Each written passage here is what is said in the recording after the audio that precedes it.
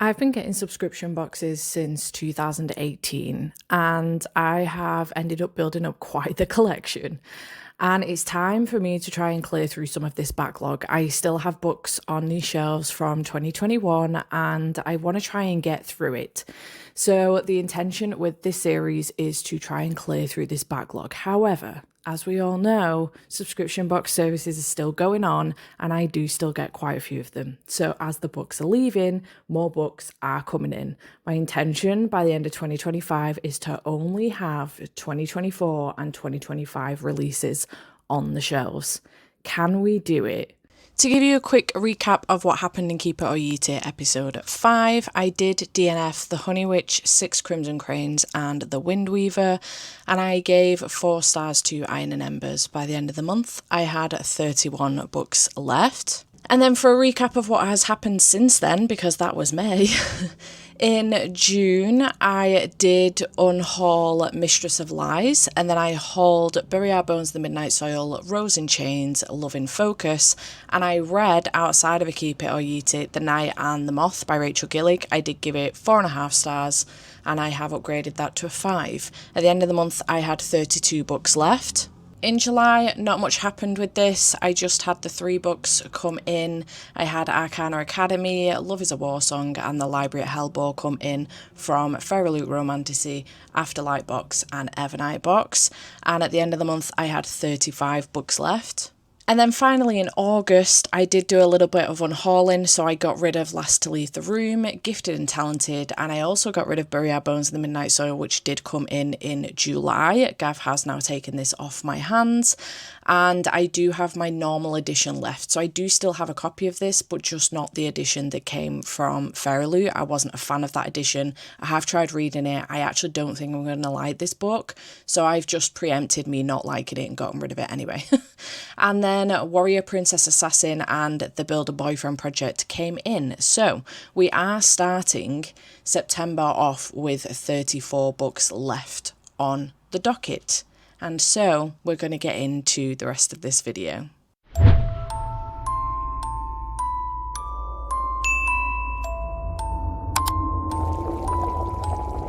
Hi team, I hope you're all well. Welcome to episode 6 of Keep It or Yeet It. It's about time. I hope it's episode 6. Yeah, I hope it's episode 6. We have a special guest for this episode. Yay, I forced Steph to do this. Because you know me, I have to be in everything. Yeah, he went, can we film an intro to Keep It or Yeet It, and can I have control of your TBR? So I went, sure. Sure, Gav. Sure. So what is your plan? Well, I'm going to have to ask you to leave the room. Oh, okay. I'm going to have to ask you to leave the room. So, yeah, this episode is going to be all about me picking the TBR, which is, as we see on, there's a beautiful bookcase here, but Steph's going to leave the room. Yeah. Actually, it probably would be best as well, because you'll still be able to hear and stuff. Upstairs. No, toilet. Oh. You go on the toilet. I'll hear less upstairs. No, toilet. Right. Toilet's fine. Okay. Toilet's fine. You just go in there. You close. You are number 2 if you need to. Okay, so, right, the plan is, I don't have a plan, but it's all good because I feel like she has a pretty good selection here. And bear in mind, I've read Silver Nitrate, and I wasn't the biggest fan, but I know Steph is trying to get her, like, more backlist TBR down. So I feel like maybe Silver Nitrate could be a good one, and, Halloween season is coming up. So she might end up enjoying it more than I did, but this could be the first one. A one that I really want to read myself, like the most, is Sorcery and Small Magics. I've heard this is gay, and come on, like, what could be better than that? So I feel like this could be a good one too. I think Long Live Evil came out a little while ago as well, because I also own this. And also I think I'm going to be picking like 10. I don't think Steph will read all of them. I might pick like 10. But like Long Live Evil, I think could be a really good one. And then I'll get her recommendation if she enjoys it, and if she doesn't, then I can also toss it. What else? I mean, I know she has this on her full TBR anyway, so we could always, just put that on there as well as the Library of Hellbore. Now, I just got this myself, and I kind of really want to read this too. I might try and buddy read this with Steph if she feels inclined, so we can add this to it. So how many is that? 5? Okay. Anything else? I mean, everything else, I'm not gonna lie, looks a bit shit. I'm kidding. But I think this was my very first ever romantasy that I ever got, because I joined Fairy Loot Romantasy, swiftly cancelled. But I feel like maybe this one, because it was my first one, you know, just to make this about me. How about one of these romance ones? I like the spine of this one. Love is a War Song. This could be pretty good. Yeah. Yeah, this could be pretty good. You know, I'm not really the biggest romance girl myself. So 1, 2, 3, 4, 5, 6, 7. Okay, so maybe like 3 more.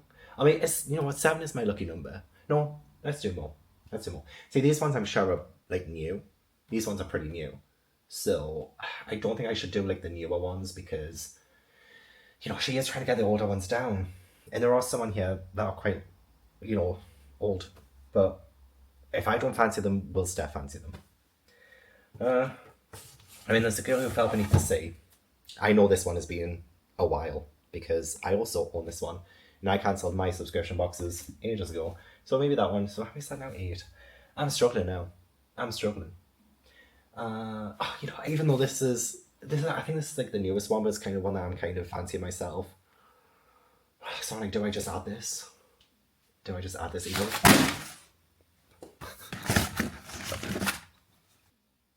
Do I just add this evil?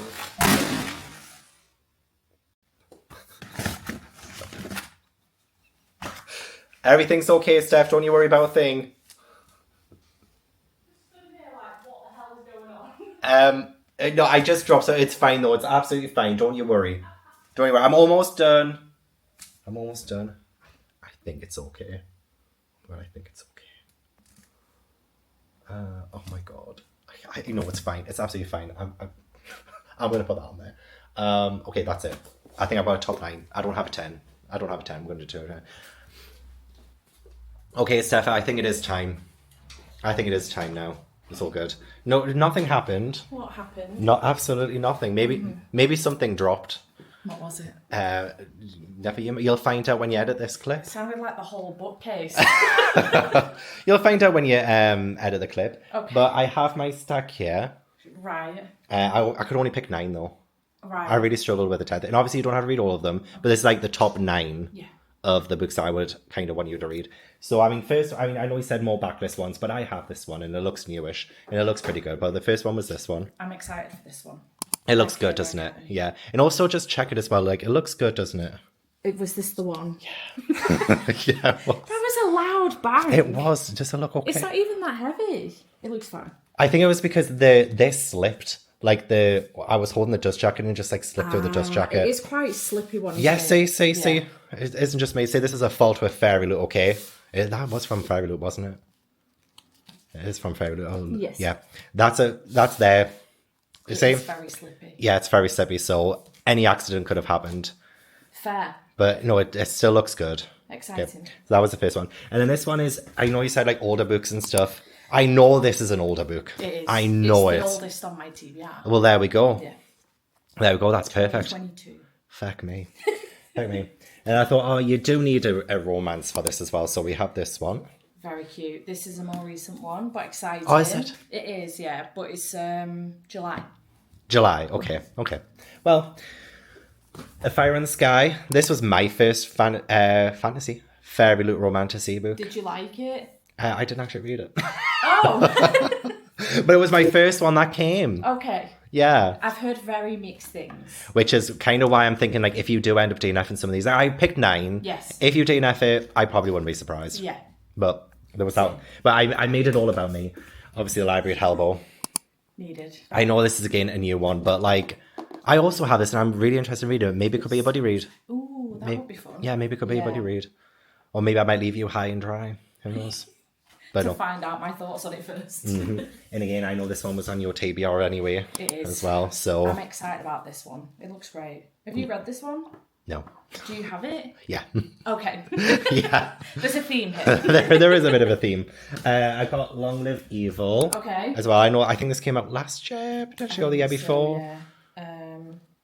Does it have the spoiler code? 2024. Okay, so... Yeah. Last year, not too bad. See, this one doesn't slip as easy. Yeah, see... But not as easy. See, they're slipping. Yeah, literally. They're slipping on their quality, okay? I love this cover, actually. And then this one, Sorcery and Small Magics. Interesting. And mainly because everyone is telling me to read it as well, because it's gay, and it's great, and it's cozy fantasy, and all this, that, and the other. This was October 2024. Okay, so within the last year. Yeah. Okay, so I kind of failed that challenge. And then the last one, I know this one is a bit older one. This was 2023. Yeah. And I have actually read that one. You have? Yeah, it was okay. Okay. You might end up liking it more than I did. Yeah, I keep putting it off because I heard not great things. So I'm a bit nervous. But It has enjoyed Sylvian Moreno Garcia. Yeah, the same. Yeah, I liked Mexican Gothic, but it has an interesting premise, and it does start out pretty strong. Nice. You know, and I feel like it was about time we got to it. And again, like with the spooky season coming as well, pretty perfect for that. Yeah. So is the order you gave me these in the order you want me to read them in? Or oh are no, you not fussy? Not fussy whatsoever. Okay. Yeah, I pretty much just like took things off the shelves and put them on the floor. Okay. And then I gave you it. I did pick out in the order I gave you. I picked up this one first, and I picked that one last. Okay. So it was like first, second, third. You know what I mean? Yeah. But like I probably out of all of these, the thing I would want you to read the most is probably this one. Oh, okay. This is the one that I'm kind of the most interested to see what your thoughts on are. All right, fair enough. I will make sure I get to this one then. Oh, you're sweet. That'll be the only book she gets to. I'll DNF everything else. No, I'm joking. Yeah, but that'll be really interesting. I feel like there's a mix there. You know, a mix of things. So fun. How exciting. Yeah, that'll be fun. Oh, yay. Cute. Yeah, so this is episode 6 about a weekend. We hope. So make sure you like the video. Like the video and subscribe if you haven't already. Thanks. I love it when you say that in your videos. It's so cute. I always forget to say it in mine. You gotta say it. You gotta hook them in. You gotta hook them in. I'm excited. As you should be. I kind of want to just start one. I know I can't do that. No. We're about to do something else, but... No. But this is a variety. And take your time. You know, take your time with it. You're not having to rush or anything. And I feel like I probably got the things on there that I'm myself personally more interested in too. Yeah. You know what I mean? Maybe this will encourage you to pick yours up. Potentially, yeah. We'll see about that. Fab. Thanks, Gav. You're welcome, Steph. And I will come back to you when I start this, because I will start off with this, just to make sure I actually do it. It's what everyone wants to see you read. Yeah. Everyone. Hopefully I love it. I have been nervous about it, because it looks flowery. Could potentially be. Yeah. So I have been nervous about it, and I've been putting it off on that basis. But it also sounds great. Yeah. So there is that too. But yeah, I'll come back and I'll let you know what this is about once I start reading it. Yay! Say bye to the video. Bye. Okay, hello. Good morning. It is Tuesday the 2nd of September. And if I'm looking a little bit bedraggled, it is because it's the day after I got back from Jade's wedding. Jade's wedding was on Sunday. I got back yesterday. It was a long day. It was a long weekend, but a fantastic weekend nonetheless. And I thought that I would just get straight into Keep It or Yeet It. I don't know how long I'm going to take over this. I'm feeling so mentally drained and exhausted right now that I feel like I could take 2 weeks over filming this, which I'm quite happy to do, in all honesty. So we'll see what happens with that. But before I tell you what book I'm going to start off with, I can't remember if it was already in the clips or not with Gavin, but before I tell you what I'm going to start off with, I do have a new subscription box service that I'm trying out, which is Smut and Sip. They have a couple of different options. I think you can get one where you get a cocktail, but I did get the cheaper option of the two. And within it, you do get a look-see through the book that you're getting, and you also get a mocktail at home that you can try out, and then a letter from the author as well, which I think is very cute. There is some not safe for work, having to cover his butt, not safe for work art, which is very nice. My mother-in-law's just looked over my shoulder while I've unboxed this. And the book in question is Heated Rivalry by Rachel Reed. Is that Rachel Reed? Yeah, it is Rachel Reed. This is stunning. There's no dust jacket on it. It's just the naked hardcover, and it's absolutely beautiful.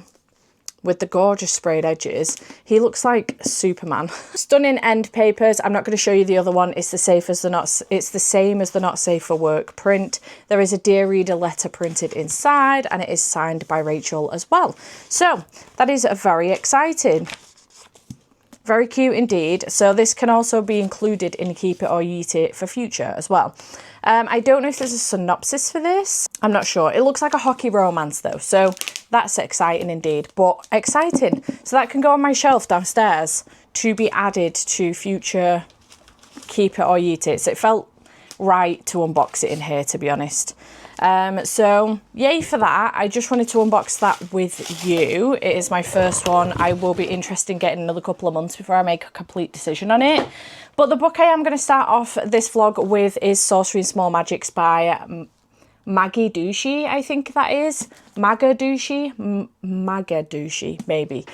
This one is the one that Gavin requested that I absolutely read out of the stack that he picked for me. So it's one that I've been nervous about picking up because this looks like it could be flowery writing, if that makes sense at all. You know, when you look at cover and you're like, that looks like it could have lyrical prose or flowery writing. This looks like one. Absolutely stunning. This one did come in the Fairy Loot adult box in October. So the short version is a sorcerer and his longtime nemesis must team up after a forbidden spell binds them together. So the full synopsis is: Leo Vanderlovich is a master of small magics. He can summon butterflies with a song or turn someone's hair pink by snapping his fingers. Such minor charms don't earn him much admiration from other sorcerers or his father, but anything more elaborate always blows up in his face, which is why Leo vowed years ago never again to write powerful magic. That is, until a mix-up involving a forbidden spell binds Leo to obey the commands of his long-time nemesis, Sebastian Grimm. Grimm is Leo's complete opposite. Respected, exceptionally talented, and absolutely insufferable curmudgeon.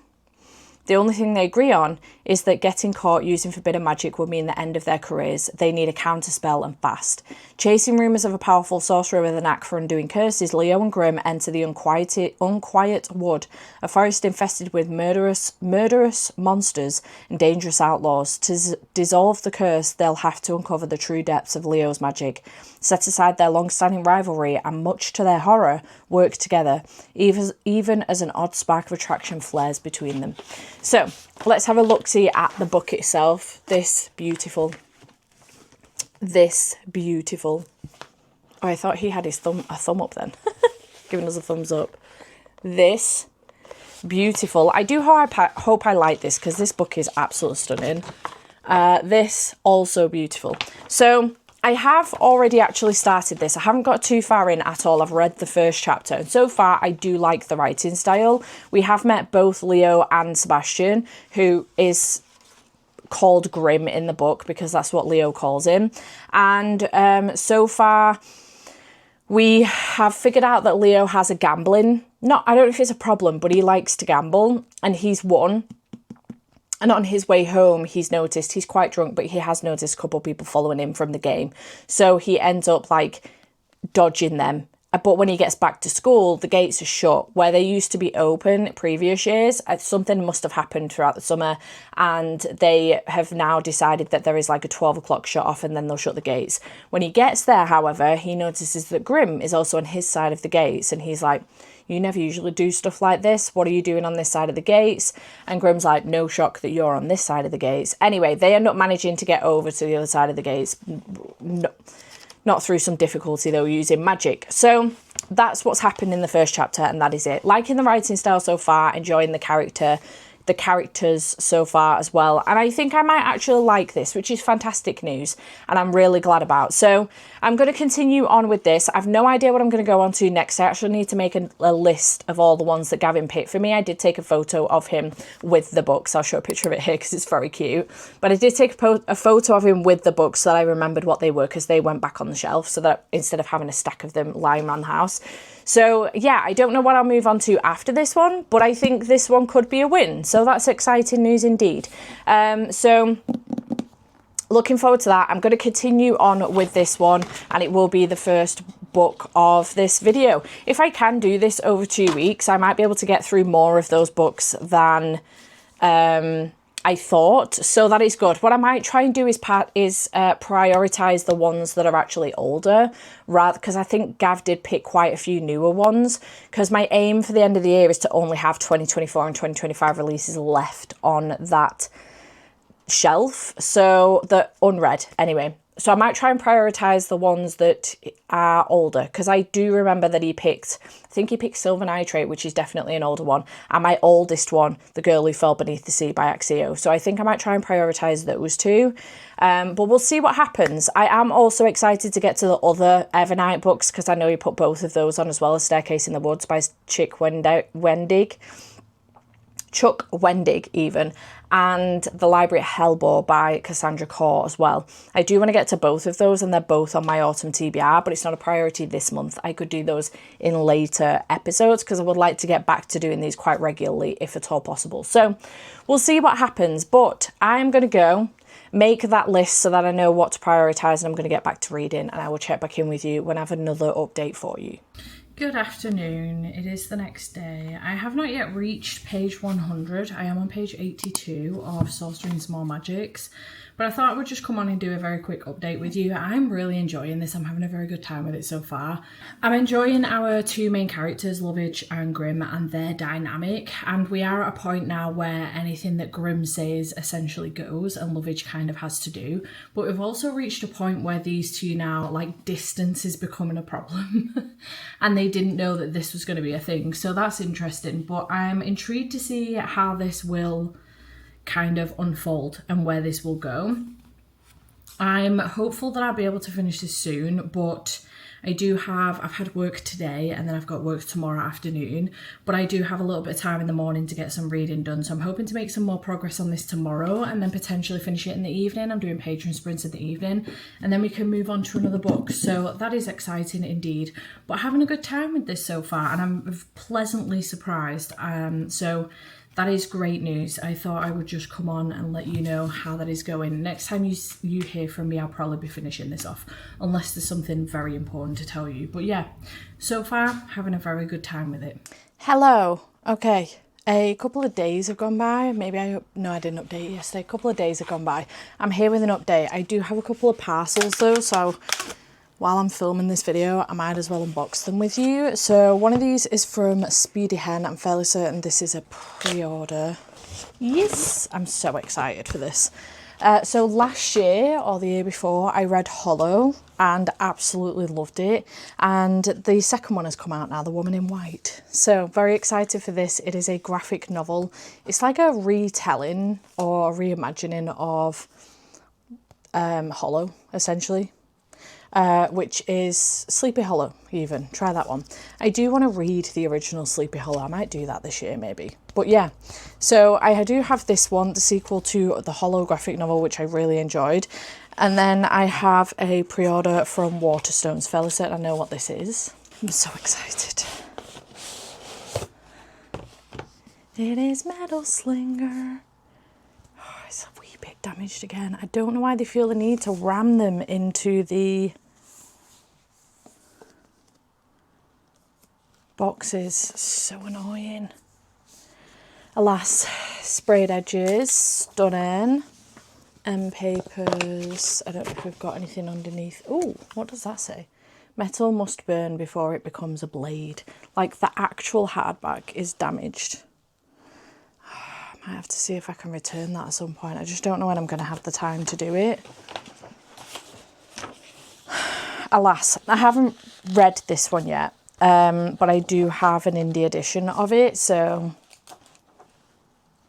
it's a relatively nice hardback too. Stunning. Nice. Just sad about the damage again. Second one now from Waterstones. Part of me is like, what's the point in pre-ordering them? But alas, I can't always get to the store to get them on release day, so I will miss out on the opportunity otherwise. It is what it is. So, reading update for you. I have finished Sorcery and Small Magics by Mega Ducey. I did Google it. It is Mega Ducey. I Googled it several times to make sure I was getting it right. And Mega Ducey actually introduces herself on one of the videos. So, I have read this one. I really enjoyed this. I enjoyed this a lot more than I thought I was going to. I picked this up first because Gav said that this is the one he wanted to know my thoughts on the most. But also, I did assume that this would be a quick DNF for me. I don't know why I keep doing that to myself, but I thought the same thing with Half a Soul recently as well. Kind of similar vibes, very different, but kind of similar vibes in the sense that I thought they were both going to be quite flowery writing. I don't know if this is classed as Regency or not, but it's definitely got a older undertone to it, like the age, like when it was set. It's got an older tone to it. They travel around in horse and carriage, things like that, or horse and cart. And it's got a bit of an older undertone to it. It's definitely not current day. So, yeah, it was kind of giving me Half a Soul vibes, but very different on the storylines a little bit. But I really enjoyed this. I enjoyed the writing style. I really loved the characters. Grim and Lovage were fantastic, and I really enjoyed their story and where it went. I enjoyed the mix of monsters. I wasn't expecting that at all, but I enjoyed that mix with it. And I really liked the magic system as well, and the way that Lovage worked the magic to his advantage because of his disadvantage with the magic previously. So I really enjoyed that, and I enjoyed the situation that they got themselves into. I am very aware of probably what happened towards the end of this with the curse and stuff. But yeah, I really enjoyed this. I'm very now keen to get the second book. I'm very aware that Mega is currently in the process of writing said second book, so I don't anticipate we will see that until fall next year or winter next year, maybe even 2027. But I enjoyed this and I gave it 4 stars, and I'm very happy about that situation. It will be staying on my shelves. So amazing. Great first pick, Gav. So good shout, sir. I am gonna move on now to, I did say to you that I would go methodically through his list and move on to the oldest book then, because he specifically picked Sorcery and Small Magics, which did come in October 2024. So I'm going to go back now to the oldest book that he picked, which is The Girl Beneath the Sea by Axio. This came in 2022. So it is the oldest, it's actually the oldest one that I have on my shelves from, is this one Fairy Loot? Yes, Fairy Loot. So yeah, I haven't read this one yet. I've heard great things though, and I have read from Axio before. I read XO by Axio, really enjoyed it, and I also have ASAP. So this one says, deadly storms and ancient curse, will her sacrifice save them all? For generations, deadly storms have ravaged Mina's homeland. Her people believe the sea god, once their protector, now curses them with death and despair. To appease him, each year a maiden is thrown into the sea, in hopes that one day the true bride will be chosen and end the suffering. I remember this synopsis. Many believe Shim Cheong, Mina's brother's beloved, to be the legendary true bride, but on the night Cheong is to be sacrificed, Mina's brother follows her, knowing that to interfere is a death sentence. To save her brother, Mina throws herself in the water in Cheong's stead.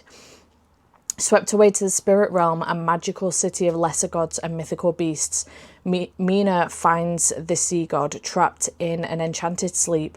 With the help of a mysterious young man and a motley crew of demons, gods and spirits, Mina sets out to wake him and bring an end to the storm once and for all. But she doesn't have much time. A human cannot live long in the land of the spirits, and there are those who would do anything to keep the sea god from waking. The Girl Who Fell Beneath the Sea is a magical feminist retelling a classic Korean legend, perfect for fans of Uprooted and Miyazaki's Spirited Away. I will say, I do worry, again, I've been putting this off like I was with this one, I do worry this could be a DNF for me, and I'm nervous about that because I know this is wildly popular. So I do worry about that because I'm not into... I don't know Spirited Away at all, and I just don't know if it's something that I would be into. So I'm intrigued to see how this is going to go. It is quite a quick read, I believe. The audiobook is like just over 8 hours, so it shouldn't take me too long to get through this. And then we can move on to the next book, which I'm about 99% sure is going to be a DNF. So we'll see how that goes. But yeah, so I'm going to get on with this one. It is very pretty indeed. There's another reason why I haven't got to it yet. I've been putting it off because I don't know if I'm going to like it. And I've also been putting it off because it's very pretty. Considering it's one of the earlier ones that I have from Fairy Loot, it is absolutely stunning. Because over the years they have done some more plainer ones. There's nothing reversible on the dust jacket. I will keep that off actually, because I won't use that. But yeah, so I am going to give this one a bash and we will see what happens with this. Okay, not much time has passed at all. But I'm back to give you an update on The Girl Who Fell Beneath the Sea. I made it to page 23. Didn't make it that far in at all. I just don't think I care for this whatsoever. It's very whimsical. The writing isn't necessarily lyrical or flowery, but the story itself is very whimsical, but in a way that I feel like I saw a review from somebody that said something like, I don't know how high I need to be to read this book, but I've got to be high. And I would agree. I just feel like we're on a pinball machine and the ball is bouncing from side to side to sides and it's all over and it's never really settling. And that's literally 24 pages in. 24 pages in. We start off with the first chapter with exactly what is said in the synopsis, with Mina basically offering herself up in place of her sister-in-law for the sake of her brother. And then the second chapter is her kind of like waking up wherever she is. And just kind of like explaining it to us. I just don't really care, in all honesty. I saw a couple of reviews as well, because I did my usual thing, went on Goodreads to read some reviews to see what people were saying. This is very well loved, by the way. A lot of 5-star reviews. I think I'm definitely in the minority, but quite a few people were saying things about the fact that this reads like... It probably would have been a much better story had it been a middle grade. It is marketed as a YA. I potentially agree with that, but again, I'm just not into, I don't know, I'm not enjoying it. So I'm going to move on. I always do this, and so many of you are like, you don't have to explain yourself. If you're not having a good time, even a page in, just DNF it. So I'm just going to move on. I don't think I'm having a good time. It's such a shame because this is stunning, but alas, it is what it is. So I'm DNFing that, and then I did mention to you, literally probably half an hour ago, if that, actually it was probably longer than that, it was probably more like 40 minutes because I was uploading a video as well, but I did mention to you that my next book, I'm about 99.9% sure is going to be a DNF, and that book in question is Silver Nitrate by Sylvia Morinal Garcia. Now, here's my thought process. I haven't seen a good thing about this book. Ever. Anywhere. I enjoy Sylvia Morinal Garcia's books. I've read 4. I've attempted 4, actually. So I have read and enjoyed Gods of Jade and Shadow. I have read and enjoyed Mexican Gothic. That's my favourite from her. And I have read and enjoyed Certain Dark Things. I enjoyed that one more so because I was actually listening to the audiobook with Jade at the same time. We decorated a Christmas tree at hers and we just blasted through the audiobook together. I enjoyed it because of that. It gives me a nostalgic feeling because of that. And I've DNF'd The Daughter of Dr. Moreau. So I'm interested to see on what side of the fence this is going to lie, but I haven't... Oh, all the books are in here. But I haven't seen any good things about this one. This came out in 2023. Yep. And I was very excited about it. I actually can't remember if this is the first one from Evernight. I'm not sure. But I was really excited about it, and then I heard nothing but bad things, essentially. So I'm anxious. The synopsis for this one is: Montserrat has always been overlooked. She's a talented sound editor, but she's left out of the boys' club running the film industry in 90s Mexico City. And she's all but invisible to her best friend Tristan, a charming, if faded, soap opera star, even though she's been in love with him since childhood. Then Tristan discovers his neighbour is the cult horror director Abel Ureta, and the legendary Ortiz claims he has a way to change their lives, even if it's tales of a Nazi occultist. Imbuing magic into a high volatile silver nitrate stock sounds like sheer fantasy. Years ago, he began working on the film of Lifetime, but the magic film was never finished, which is why Yeet swears his career vanished overnight. He is cursed. Now the director wants Montserrat and Tristan to help him shoot the missing scenes and lift the curse.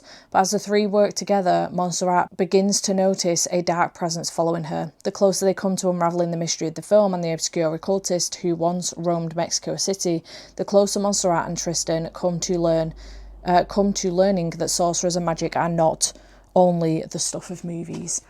So yeah, I haven't heard great things. I was excited about this because I liked the nostalgia of like 90s movie, but also bring in occult and magic stuff. But I, again, haven't heard great things. So we'll see what happens with that. I anticipate this being a relatively quick DNF. I could be wrong. I thought the same thing about Sorcery and Small Magics, and I thought the same thing about Half a Soul. I could be completely wrong, but we will see. So I am going to get started on this one. I do prefer this to the red cover. I did have a copy of the red cover at one point, but I got rid of it because I started hearing bad things. And these are the edges as well. So let's get into this and see how this one goes. I could be back again in a few minutes telling you I've DNF'd it. I've brought up 2 more other books so that I can move straight onto those and I don't keep disturbing Andy with his film watching. So let's give this a bash, shall we? Okay, as predicted, I'm back pretty quickly. I did read the first chapter. I gave it until page 17.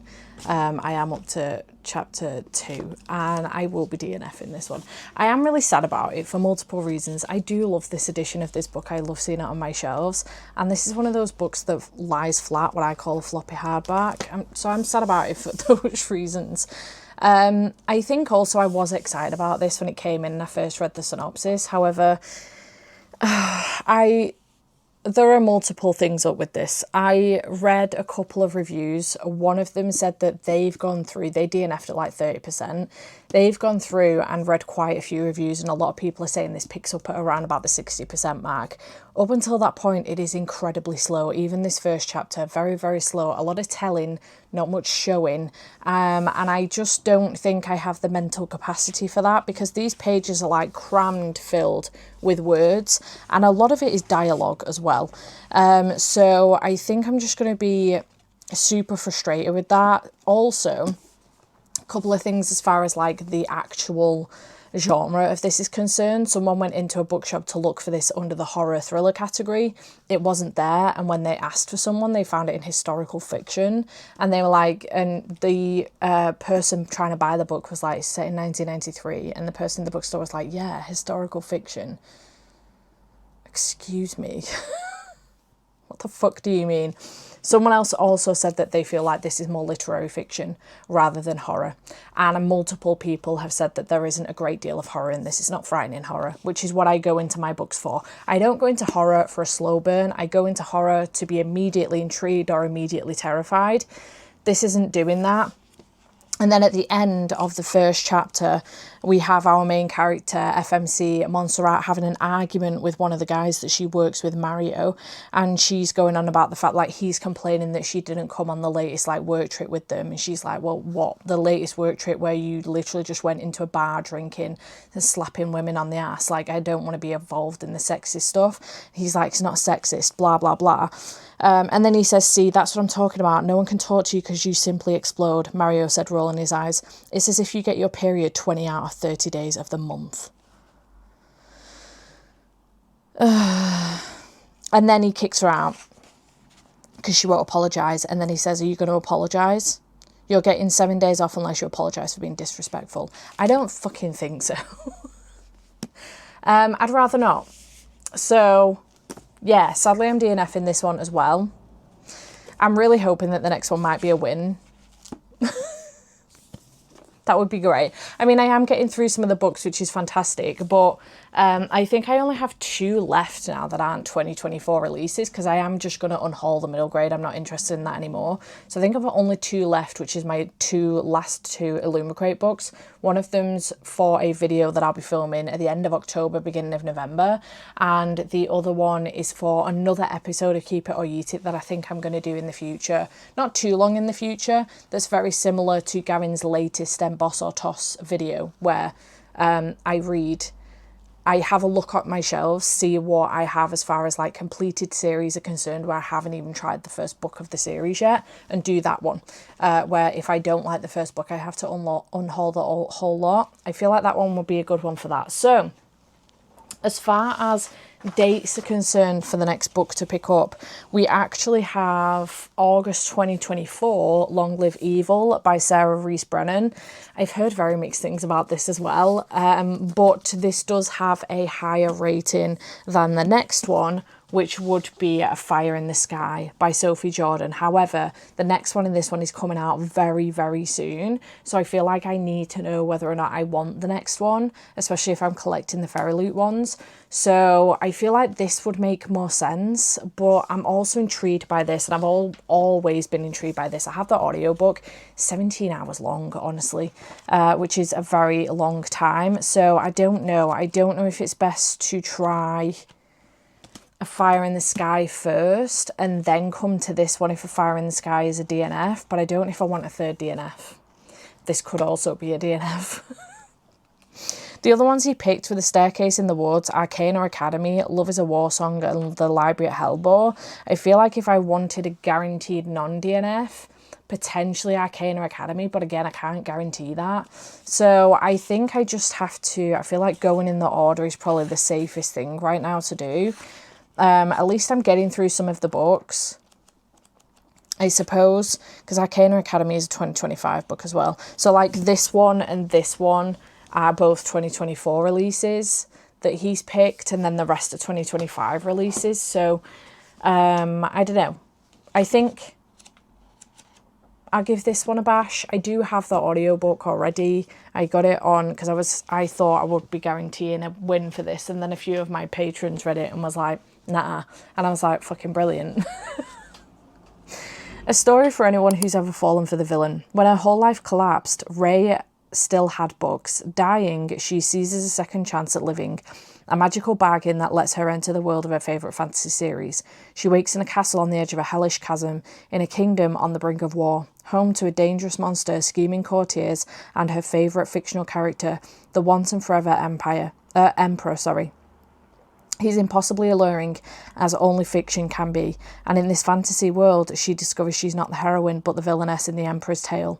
So be it. The wicked are better dressed, with better one-liners, even if they're doomed to bad ends.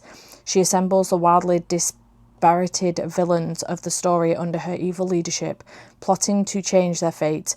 But as the body count rises, and the Emperor's fury increases, it seems Ray and her allies may not survive to see the final page.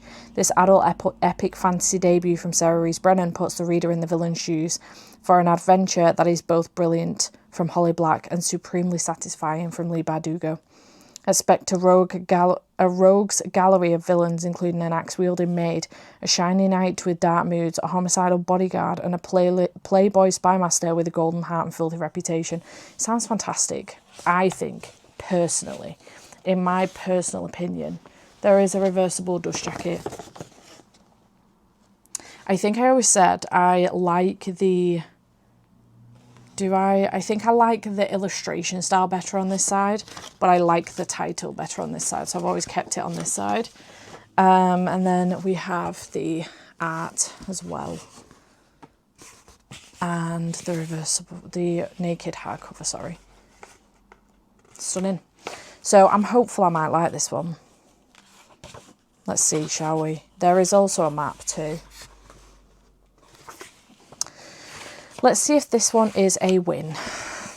Fingers crossed. Okay, hello. It is the next day, and I have some sad news, guys.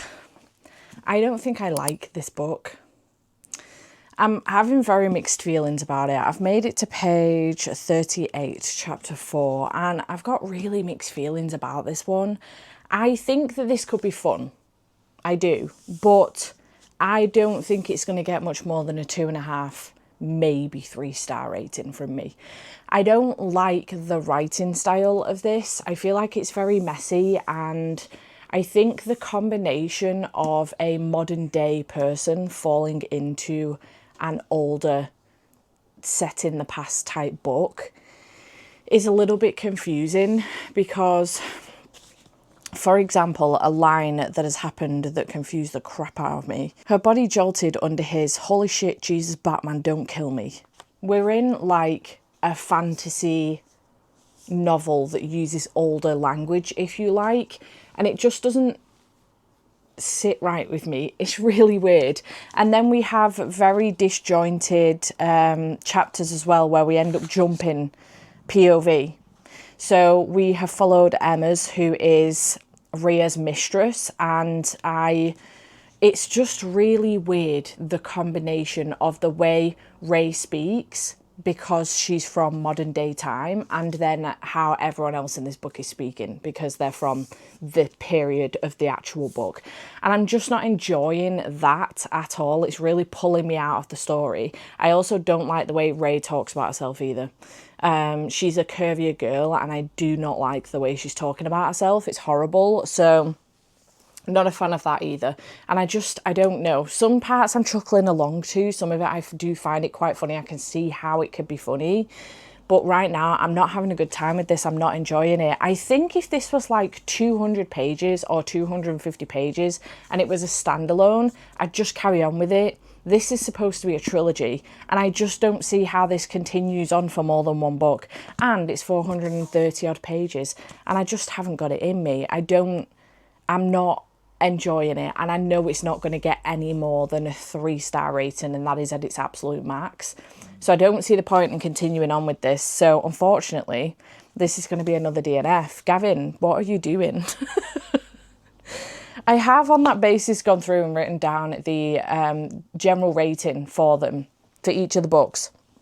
The highest rated book on this list was Sorcery and Small Magic, so we're only going down from here. The next highest rated was The Girl Who Fell Beneath the Sea with a 4.09. Sorcery and Small Magics had a 4.30. I've DNF'd The Girl Who Fell Beneath the Sea. The next highest rated is Arcana Academy by Elise Cover with a 4.06. So I think I might move on to this one next. We then do have a 3.95 with Love is a War Song. However, this is a physical read, and right now I'm really struggling with physically reading, even on my Kindle. So this is going to have to be out, I think. Unfortunately, I am trying, but I think my slump is still hanging around a little bit. Then we do have a 3.86 with Long Live Evil. A 3.56 with Silver Nitrate. And then we've got, a 3.62 with Fire in the Sky by Sophie Jordan, which I would like to at least try in this vlog as well. This might be the last book that I try after Arcana Academy. I would like at least another win in this video. And then the other two horrors that I've got, Staircase in the Woods is a 3.6. And The Library of Hellbore is the lowest rated of the whole video with a 3.32. I know that Cassandra Core's writing style is not for everybody, and not everyone enjoys their writing style.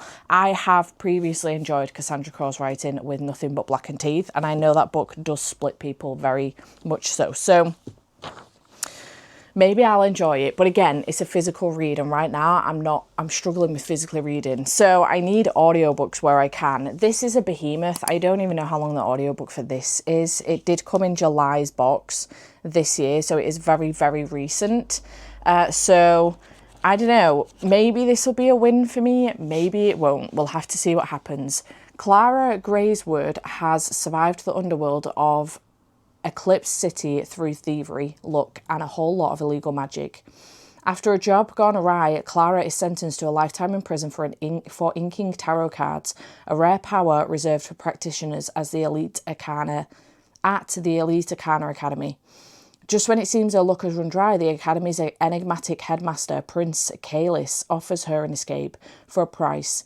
Kalis believes that Clara is the perfect tool to help him steal a tarot card from the king and use it to recreate an all-powerful card long lost to time. In order to conceal her identity and keep her close, Kalis brings Clara to Arcana Academy, introducing her as the newest first-year student and his bride-to-be. Interesting. Thrust into a world of arcane magic and royal intrigue where one misstep would send her back to prison or worse, Clara finds the prince she swore to hate may not be what he seems. But can she risk giving him power over the world and her heart, or will she take it for herself? First instalment of an enthralling fantasy romance series from best-selling author of A Deal with an Elf King. I read Deal with an Elf King. I didn't particularly like it, so this should be interesting. So yeah, this is the Fairy Loot edition. Yeah, it's very pretty, to be fair. The end papers and underneath the dust jacket and the naked hardcover, and we do have a reversible dust jacket as well. This side gives me Babel vibes. Anyone else feeling that? So let's see if this one is any better, shall we?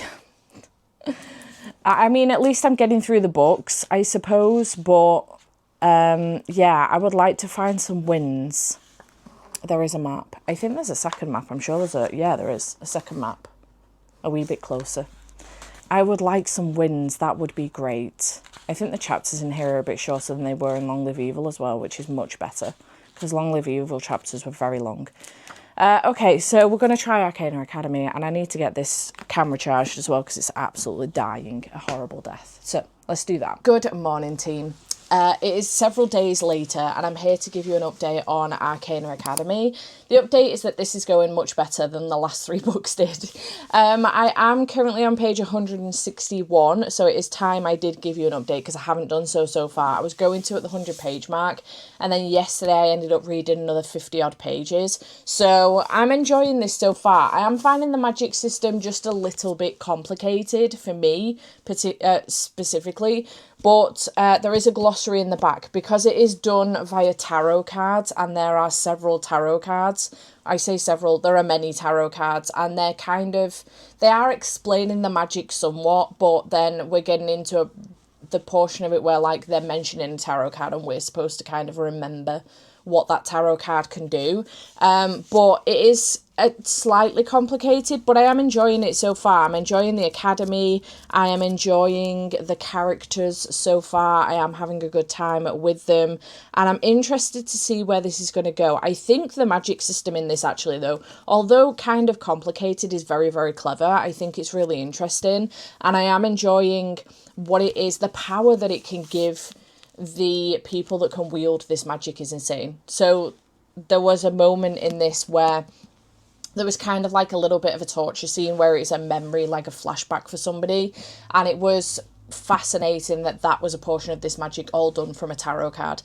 Very, very wild. But yeah, I'm interested to see where this is going to go, and I'm intrigued to see what's going to happen with our characters and if they're going to find and locate this world card, which is the thing that they're actually looking for. So Prince Kalis is trying to recruit RFMC essentially to help him locate this world card, and she's now in Arcana Academy, and she is deemed to be his bride-to-be. So yeah, she's getting looked down on a little bit from other people within the academy, and also from a couple of the teachers as well, which is interesting that she's like being dragged out of class early from Kalis, and the teachers aren't liking it at all, the way that she's kind of got this freedom to roam about and stuff. And then there's the issue of her missing sister as well, and trying to find out what's going on with her. So I'm intrigued to find out what's going to happen next. I hadn't realised just how long this fucking book is.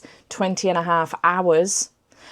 So I've done that to myself, which is fascinating. However, I am hopeful that maybe I can get this finished today. I don't know how long I actually have left on the audiobook, because I have managed to bump this one up to 2.5 speed. Got 5 hours and 45 minutes left on this today, and I'm planning on doing all day sprints. It's currently 26 minutes past 9. Sprints are starting in 4 minutes. I would like to finish editing this vlog that I'm currently editing, Spend a Sunday with Me, which will not take me long. I've got 1 clip left to edit and then I'm done. So I'll probably do that and then export that. It's only a short one, so I'm hopeful that that should be okay to export while I'm on sprints. It's literally going to be 15 minutes long, if that. So I'm hopeful that I can do that and then smash my way through this book today. That is my aim for the day. If not today, I will finish it early on tomorrow.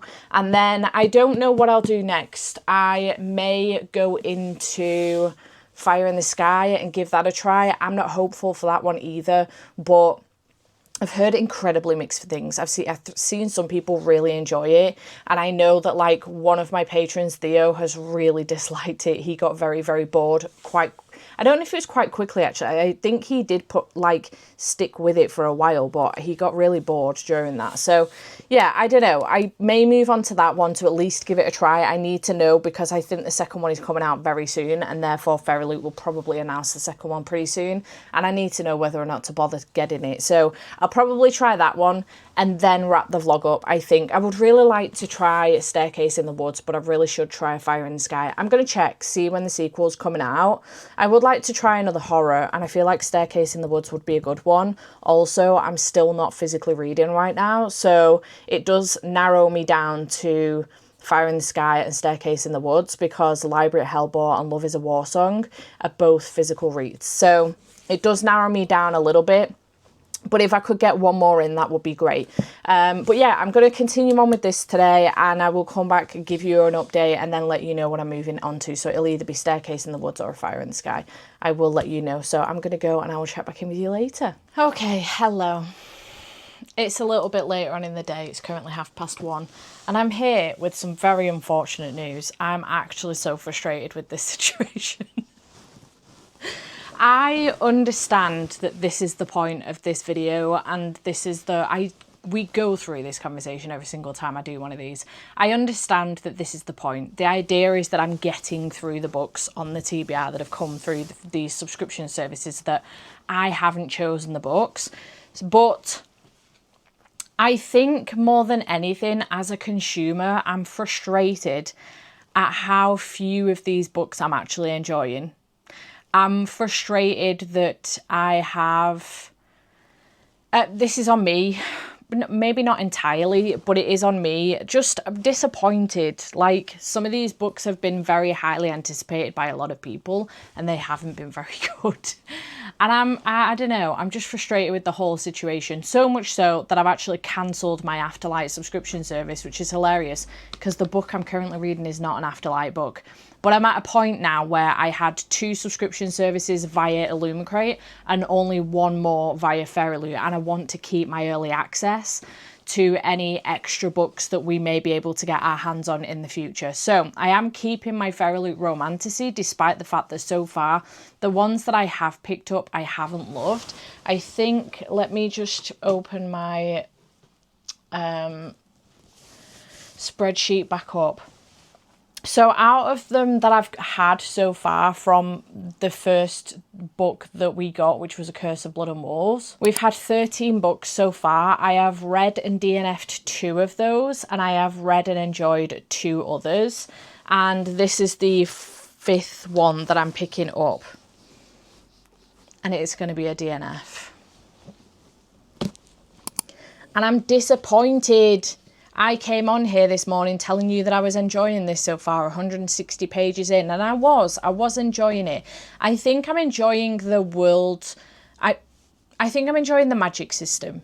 I think I like the theory of the magic system. I think it's become too complicated. I'm now 200 pages in.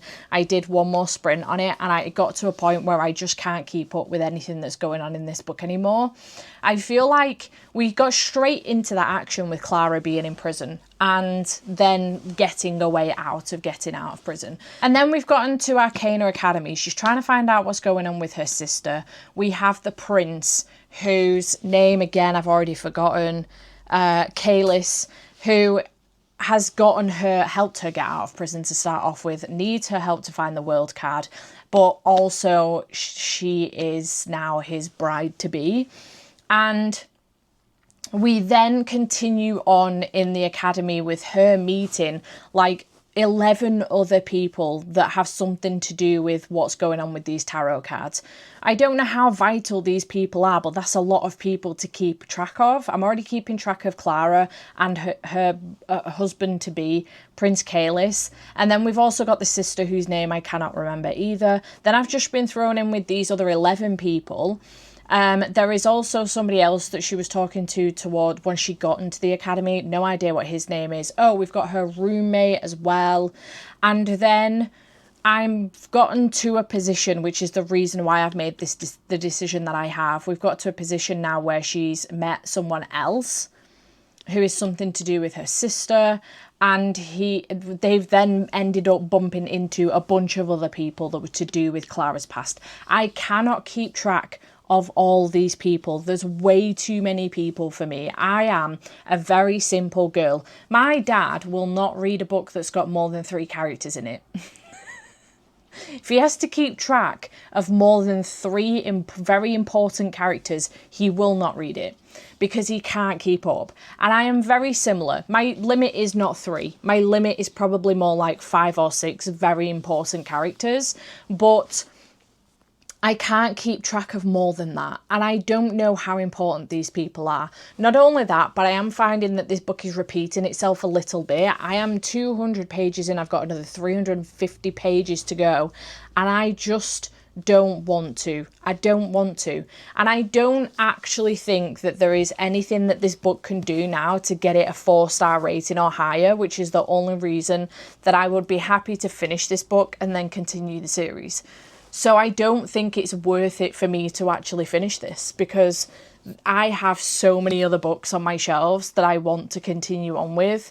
And instead I will end up prioritising a book that's probably at maximum going to be a 3-star, but more likely going to be a 2-star read for me. I don't see the point in forcing my way through this if I'm not enjoying it enough to give it more than a 4.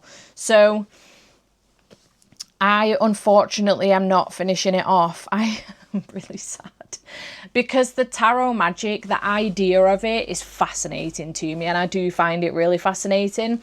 It's just gotten way too convoluted and complex for me, and I just can't keep up with everything that's going on.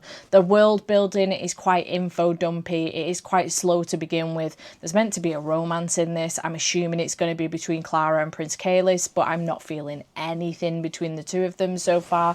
So even as a slow burn, I'm not feeling it. And then the reviews, although a lot of them are very highly rated, 4, 4.5, 5-star reviews, a lot of them are. The ones that are lesser or DNFs have been saying exactly what I've been saying and exactly how I'm feeling. And I just cannot. There's quite a few people have said that the plot doesn't kick in till like 70%. And I'm not here for that. I need there to be something going on. And especially on the basis that I actually don't think I particularly like Clara either. Also, the audiobook, I won't physically read this, so the audiobook is the only route that I'm going to take with this, but I don't think the narrator's done a particularly good job with separating the characters. There are like pages and pages of dialogue in here, and it's not done in such a way that it's like Clara said this, Prince Kalis said that, Silas said this, Ezra said that. It's done in such a way that she's having a conversation with someone, Clara's having a conversation with someone, or a couple of someones, and it's like Clara will say something and then there's the reply from the character and then there's Clara's and then the reply from the character, but short of actually following along with the book, I don't know who it is, and the narrator isn't giving each of the characters, probably because there's so fucking many of them, but isn't giving each of the characters their own spin, like an accent or a different tone of voice or anything. She's doing nothing to change her voice between each of the characters. So Prince Kalis sounds the exact same as Clara, and Silas sounds the exact same as Clara, and Ezra sounds, I don't even think that's his name, Ezra sounds the exact same as Clara, and Prince Kalis and Silas, they all sound the same with this, it's very, just the narrator's voice. So even when they're not speaking and it's not dialogue, I don't know if I'm not following along with the book, I don't know if it's dialogue or part of the story. So I don't think the narrator's done a particularly very good job with this book, and that is also dragging me down. It's bogging me down a little bit, because it would be so easy for me to just turn the speed down on this a little bit, potter about and get some stuff done and get through the book that way.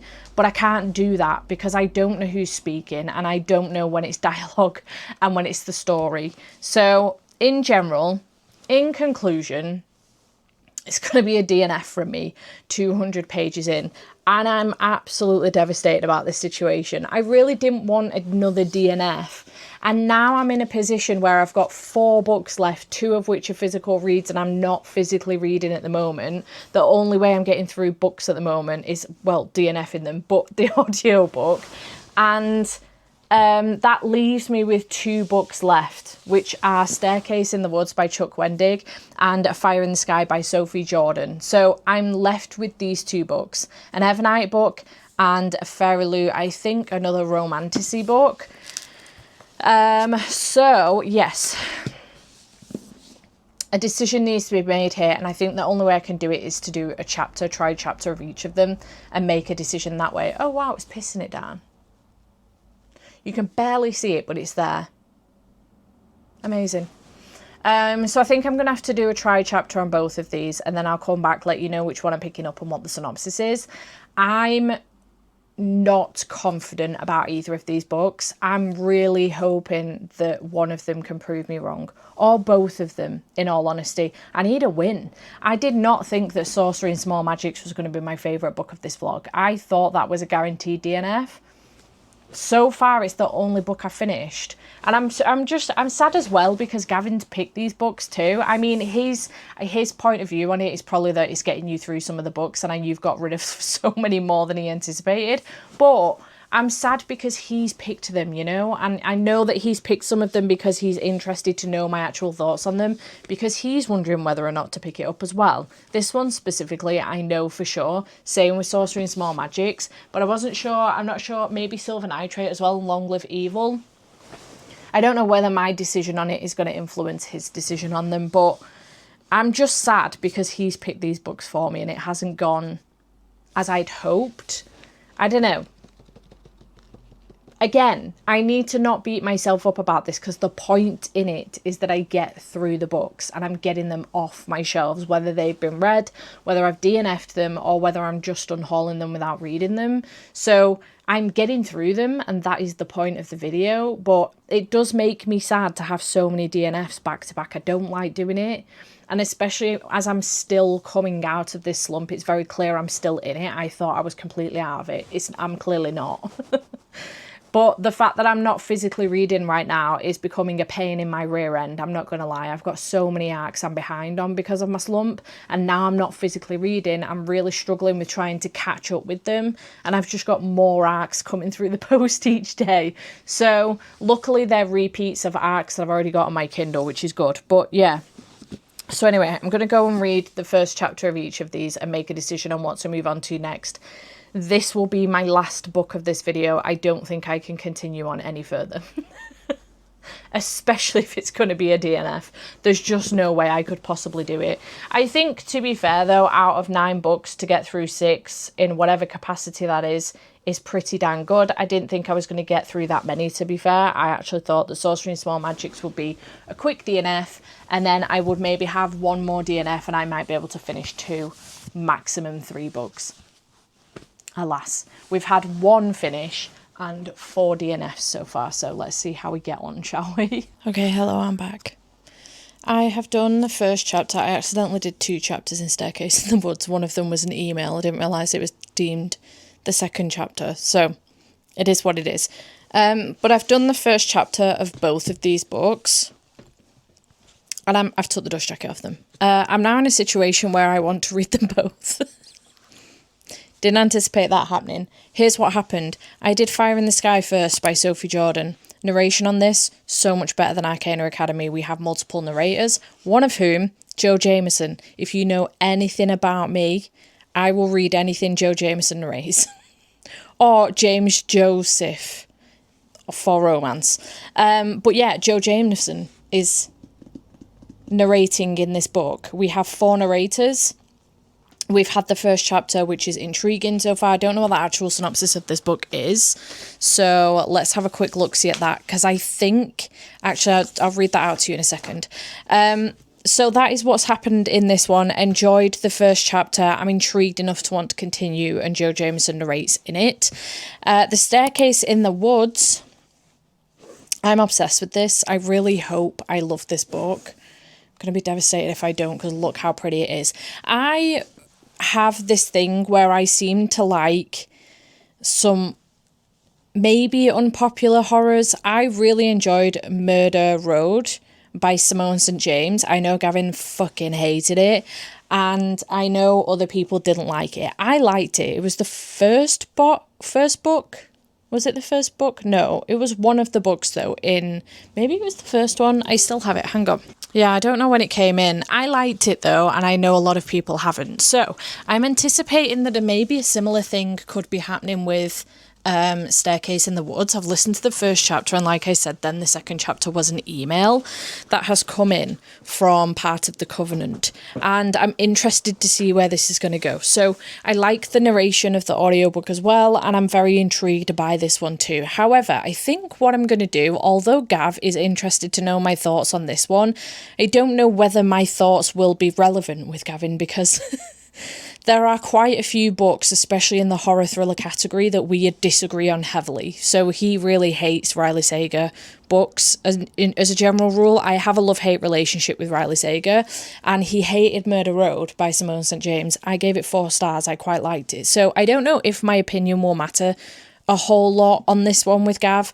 I think I'm going to save this for October, and I'll do another Keep It or Yeet It in October/November, probably October. I might try and do it early October actually, so you may get a couple of these not back to back, but pretty closely, considering there hasn't been one for a few months. I think I'm going to save it for then. I feel like it will be a really good one for then. I can already feel the atmosphere creeping in, and I think that I could enjoy this. So I'm just obsessed with this. I just think it's so pretty. So yeah, I think that's what I'm going to do. And I think on that basis then, I'm actually going to pick up Fire in the Sky by Sophie Jordan. I feel like now, as I've mentioned, is a good time to be picking this one up. The second one is coming out quite soon, I think October or November. And it would be good to know if I want the second one from Fairy Loot when they inevitably announce that they're going to do a matching edition, which I think they will. So what is this about? I hear you say. I have 2 minutes to tell you. Dragonfire no longer blisters the skies over Penterra, but inside the lavish palace, life is still perilous, especially for Tamsin. Raised in the glittering court alongside the princesses, it's her duty to be punished for their misdeeds.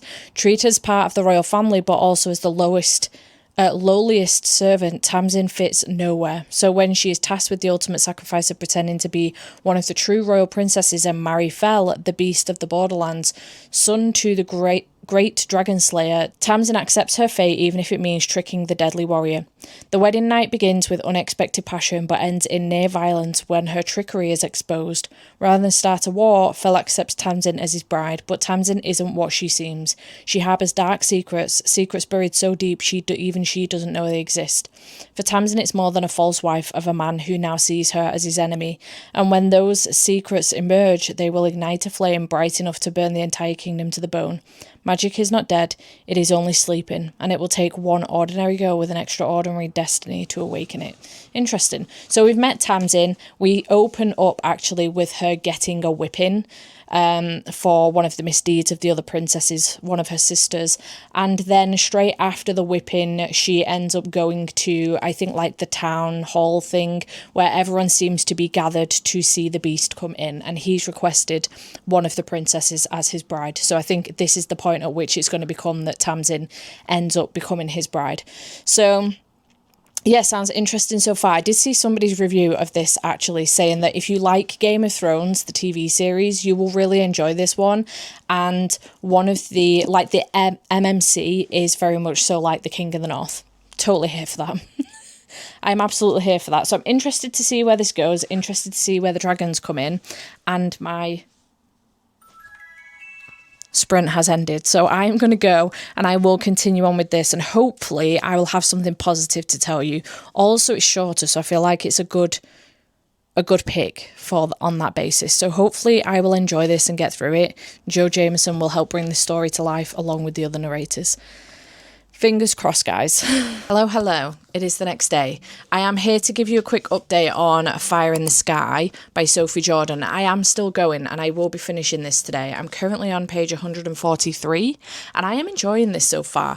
Joe Jameson's doing a great job at narrating Fell, who is the MMC, and I'm really enjoying the narrator for our FMC as well, Tam. So I'm really enjoying this. I'm having a very good time with it so far. I'm enjoying it a lot more than I thought I was going to, which is fantastic news. I don't think it's going to get any more than a 4-star, but I'm still having a good time with it. I think I saw somebody describe this on Goodreads as sometimes you get those fantasy books that are quite predictable and very easy going, and you can kind of see where the story's going quite early on, and sometimes you just need that. And I would absolutely agree with the entirety of that statement. I do think that this is relatively predictable. I'm fairly certain I know where this is going, and I'm okay with that. I don't think that by any means that it's not a good book. I'm okay with that. I will say there was a scene in this, so we've obviously Tam and Fell have ended up getting married. It's been kind of like Fell's basically come in and been like, I'm defending your side of the country, so I want you to give me one of the princesses. I want to marry one of the princesses. And the king is like, okay, and he gives him the whipping princess, which is essentially Tam is the whipping princess, and she is essentially the girl that gets takes all the beatings and everything for whenever the princesses do something wrong, and she's been doing this her whole life. She isn't actually a princess, but she is semi-treated like she's one of the sisters. So mostly by the sisters and the queen, but maybe not the king. So anyway, he arranges for Fell to marry the whipping princess. Fell doesn't know this until after they've consummated the marriage, but the consummation of the marriage was very awkward, and they're basically in a room with a whole bunch of other people essentially watching the consummation, and it was really, really awkward. Fell did pull the curtains around the bed so that they couldn't see everything, which the king and the lords weren't too happy about, but alas, fuck you. And then it kind of went very quickly from being very, very awkward and making me very uncomfortable to these two very quickly lusting over each other. Now, it didn't bother me too much, but I feel like Sophie should have kind of stuck in one lane with this. Either they're lusting over each other or it's very, very awkward situation. I don't know how you can go from very quickly it being awkward to them lusting over each other. It didn't bother me too much, but I know it's something that has bothered other people significantly. I just think that she probably should have stayed in the awkward lane and allowed it to be awkward for what it was. Maybe there'd be a slight lusting, but it kind of went very quickly into full-blown lusting between these two, completely forgetting that anybody else was in the room. So that was a little bit weird, but I'm still enjoying it nonetheless. He has now found out who she is. He wasn't happy about it in the first instance, but the thing I love about Tam is that she is finding her voice and her backbone, and I kind of love that about her.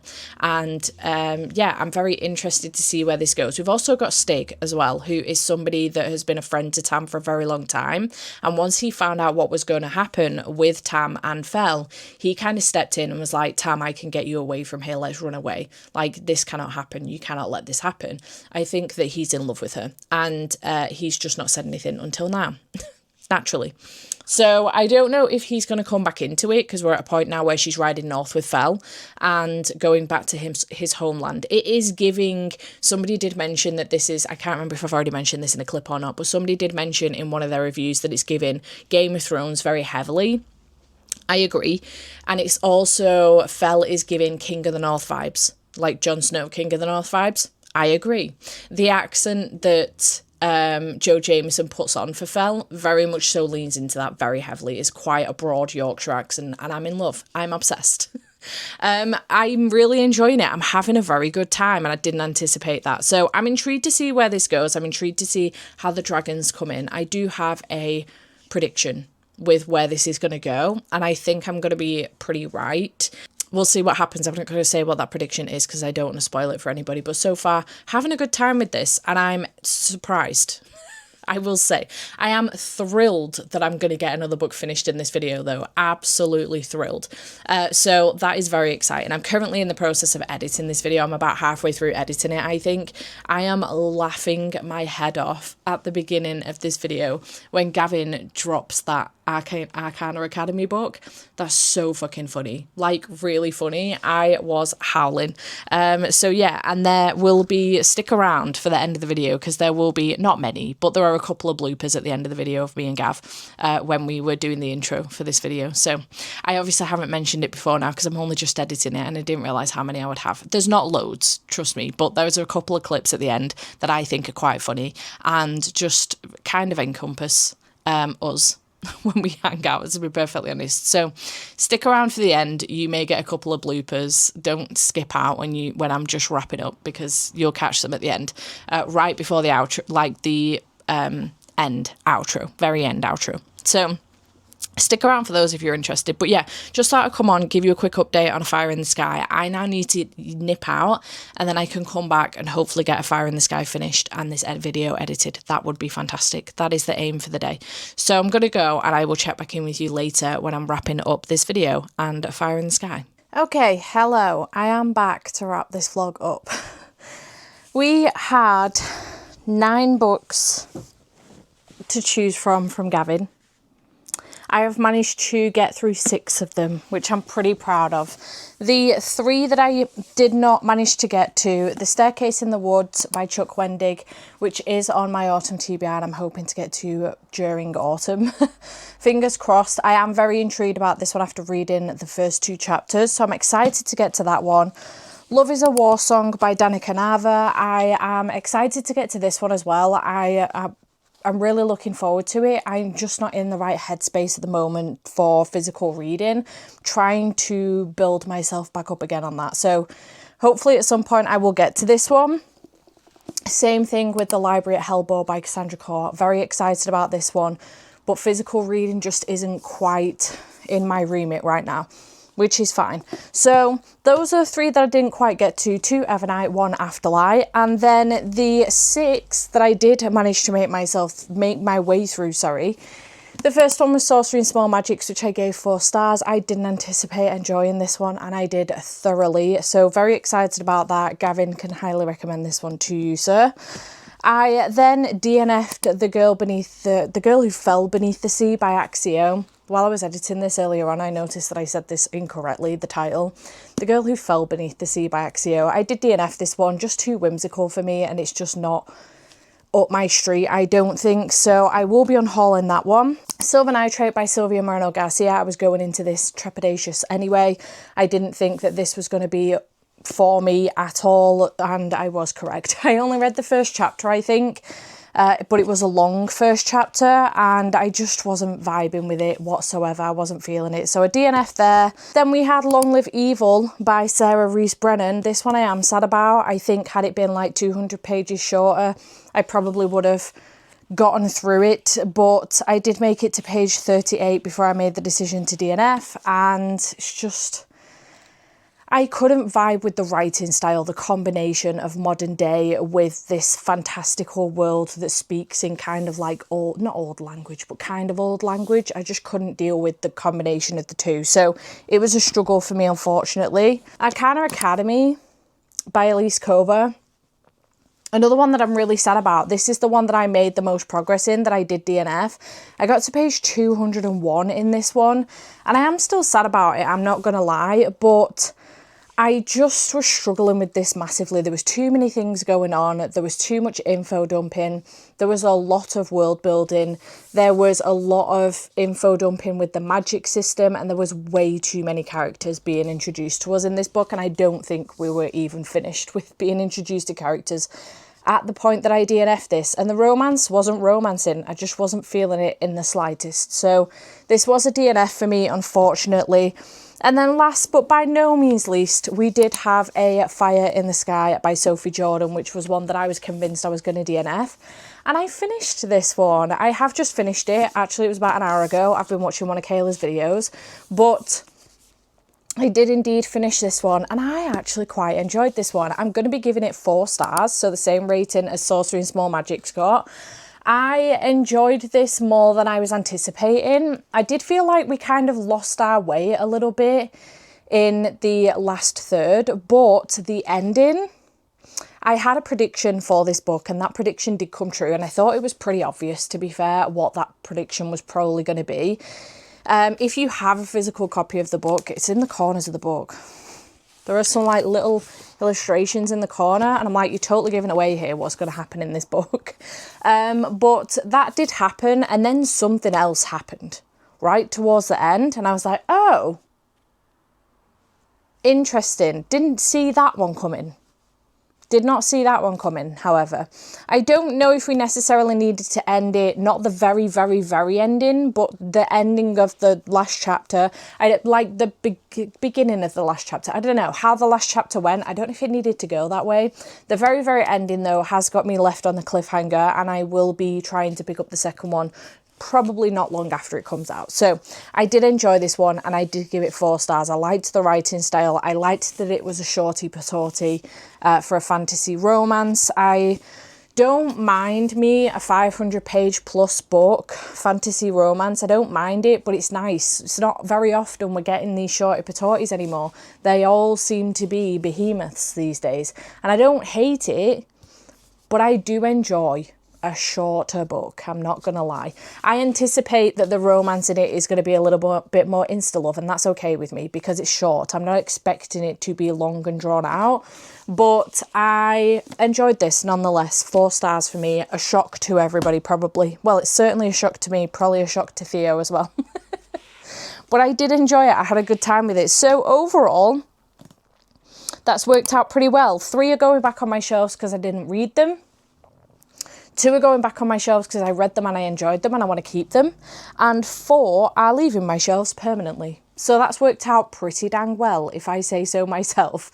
I'm not going to give you a final number here for the month because no books have come in yet for August. So not August, September.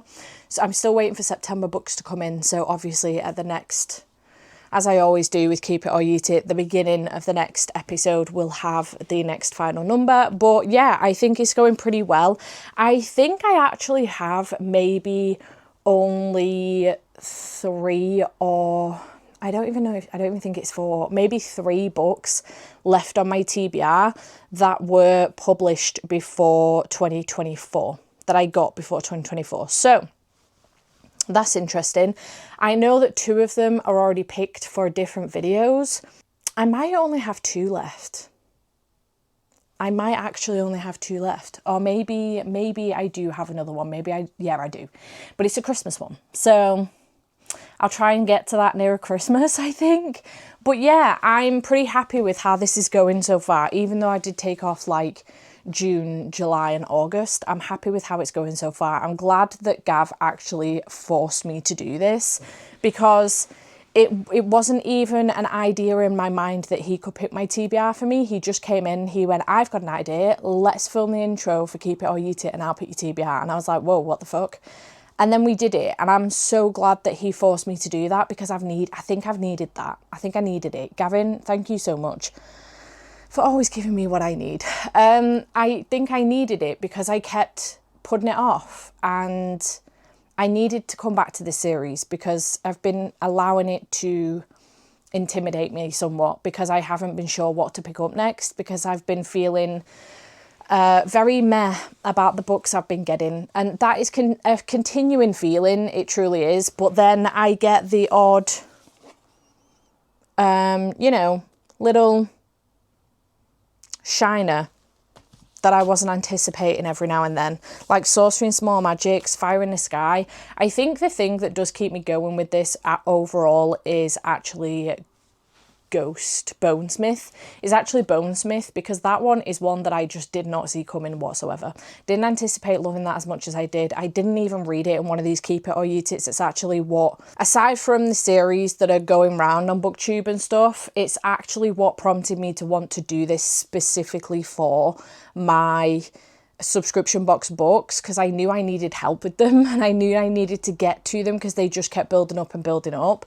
But Bonesmith for me was the book that did it for me because I wasn't anticipating enjoying that book as much as I did. I gave it 5 stars. I absolutely loved it. I do want to get to the sequel. Similarly, The God and the Gummy Hoe as well. That one I didn't anticipate loving as much as I did either.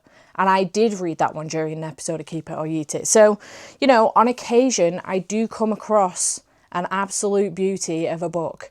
And I love that. That's why I continue to do this series. This series may switch up a little bit in 2025. I do want to continue focusing on my subscription box books to try and get through them. But I am now only down to 1 box for each company, Feraloo and Illumicray. I have the Romantasy box for Feraloo and I have the Evernight box for Illumicray. So I'm down to 1 box each on those. I did get Smut and Sip with Heated Rivalry this month, and I'm looking forward to maybe getting a couple more of those books, and maybe I could just do an episode focusing on Smut and Sip. I don't know how long I'll continue on with that one for. It depends on if we continue to get books in the middle of series, because Heated Rivalry, as it turns out, is book 2 of a series. And I don't know why this keeps happening to me. So yeah, I will see whether or not I continue to receive that one. But otherwise, I am only down to 2 subscription box services now. 2 subscription services, one of which is quarterly. Evernight is a quarterly box. And the Romantasy box I'm going to keep my eye on next year and potentially skip some of the books next year. I'm literally keeping it so I've got early access. I haven't loved, after saying that, this was a Romantasy, right? Was this yeah, it was a Romantasy. And I enjoyed this one. So that's 3 wins with the Romantasy and 3 fails for me, if you want to call them fails. 3 duds, 3 wins for the Romantasy. So we're 50-50. I have a lot more to go at with the Romantasy. And I'm very aware of the next book coming in the Romantasy box as well, is one that I'm very much so anticipating and will probably actually end up reading in my own time for a different video maybe. But if I don't, it'll probably be in my next Keep It or Yeet It maybe. So we'll see what happens with that. But yeah, I hope you have enjoyed this round of Keep It or Yeet It, round 6. I'm hoping to get back into doing these maybe monthly or bi-monthly maybe. We'll see what happens just to keep up with consistency. But yeah, you may see a couple of changes into next year.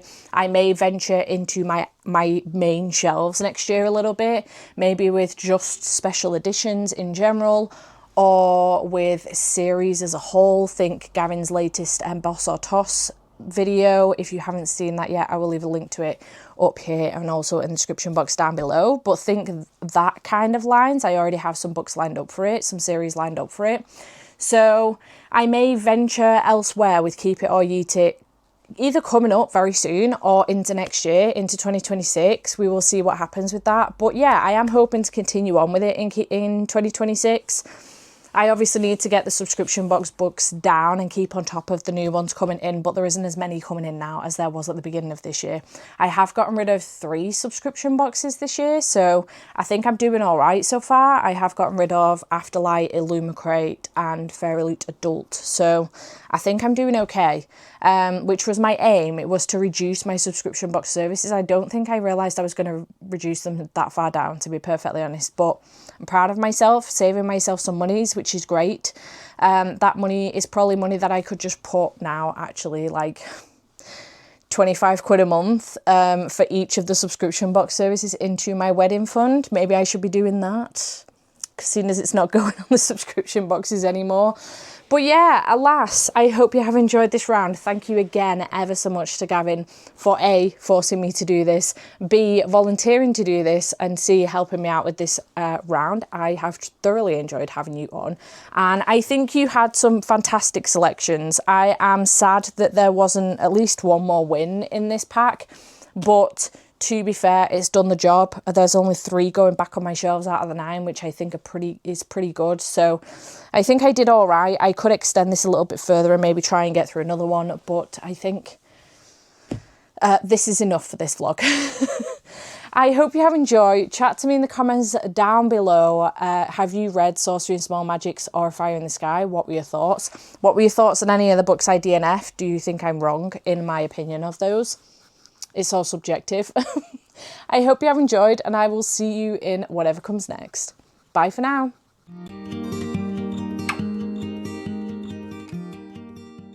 Testing, just making sure the audio is okay. I mean, we look great, but we want to make sure the audio is okay. You speak as well. Hello, hello. There we go. Yeah. Go for it, girl. Hi team, I hope you're all well. Yeah, I'll come back and I'll let you know what this is about once I start reading it. Yay! You say bye to what? To the video? Bye. Bye. We're gonna have to do a thumbnail. Bitch. Oh yeah, thumbnail. Shall we read all of the books as well? So it's like.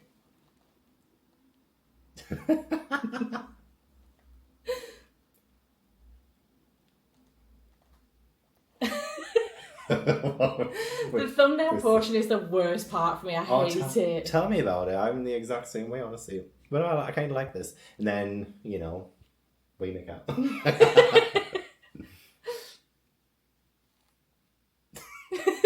Make sure you use a good one of me, okay? Use a good one of me. I'm definitely gonna do like a